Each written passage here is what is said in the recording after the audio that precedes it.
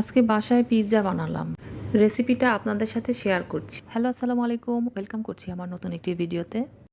প্রথমে একটি বাটির মধ্যে আমি পরিমাণ মতো ময়দা নিয়েছি, আর ময়দার মধ্যে আমি লবণ দিয়েছি, সাথে দিয়েছি ইস্ট, চিনি এবং বেকিং পাউডার। এরপর সবগুলো আমি খুব সুন্দর করে ময়দার সাথে মিশিয়ে নিয়েছি।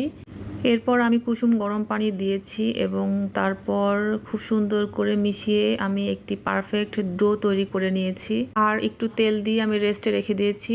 এদিকে চিকেনটাকে আমি অন্য একটি পাত্রে গোলমরিচ এবং লবণ দিয়ে ম্যারিনেট করে রেখে দিয়েছিলাম। তারপর একটি কড়াইয়ের মধ্যে আমি চিকেনটাকে ভেজে নিয়েছি, আর তার মধ্যে আমি একটু সয়া সস, টমেটো সস এবং গাজর কুচি আর একটু চিনি দিয়ে আমি সুন্দর করে চিকেনটাকে ভেজে নিয়েছি। তারপর আমি ডোটা দিয়ে সুন্দর করে একটি রুটি বেলে নিয়েছি। তারপর একটি ফ্রাই প্যানের মধ্যে সেই রুটিটাকে দিয়ে একটু শেপ দিয়েছি, আর একটি কাঁটা চামচ দিয়ে ছোট ছোট করে একটু খোদাই করে নিয়েছি যেন নিচ পর্যন্ত সফট হয়, এবং সস দিয়েছি।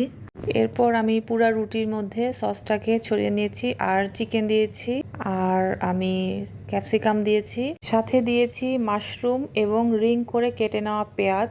তারপর আমি মোজারেলা চিজটাকে খুব সুন্দর করে গ্রেট করে নিয়েছি, আর চিজটাকে ছড়িয়ে দিয়েছি, আর উপরে আমি একটু সস এবং অরিগ্যানো ছিটিয়ে দিয়েছি। এরপর আমি চুলার উপরে ফ্রাই প্যানটা বসিয়ে দিলাম এবং ঢাকনা দিয়ে দিয়েছি, আর ঢাকনার যে ছিদ্র ছিল সেটা আমি একটি লং দিয়ে আটকে দিয়েছি যেন বাতাসটা বের হয়ে না যায়। খুব অল্প আছে আমি 25 থেকে 30 মিনিট পিৎজাটাকে হিট দিয়ে নিয়েছি। ফাইনালি আমার পিৎজা রেডি। এটা কিন্তু অনেক মজা হয়েছে, আমার শাশুড়ি এবং আমার হাজব্যান্ড বলেছে। আমারও অনেক মজা লেগেছে, আলহামদুলিল্লাহ। ভিডিওটি দেখার জন্য ধন্যবাদ সবাইকে।